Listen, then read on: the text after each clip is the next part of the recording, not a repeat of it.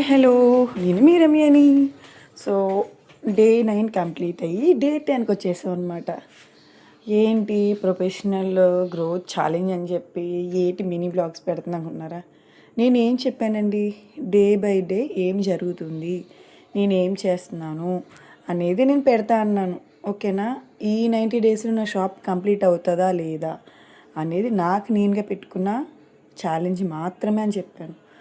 ఎక్కడికి వెళ్తున్నాను అనుకుంటున్నారేమో, చిన్న షాపింగ్ ఉంది, షాపింగ్ పని మీద వెళ్తున్నాను.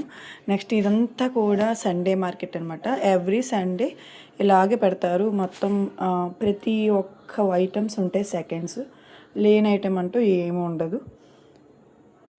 మా కాకినాడకి ఎవ్రీ సండే జనం అందరూ కూడా క్యూ కట్టేది ఇక్కడే అనమాట.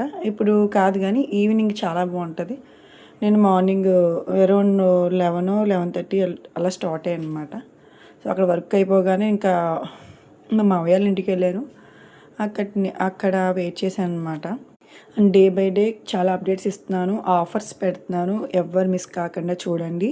మీకు ఎవరికైనా నీడ్ ఉంటే ఖచ్చితంగా నేను అప్రోచ్ అవ్వండి, బెస్ట్ ఇస్తాను. నెక్స్ట్ మన సబ్స్క్రైబర్స్ అయితే ఖచ్చితంగా బాగా చేస్తాను అనమాట. Thank you, bye. రేపు వీడియో కలుద్దాం.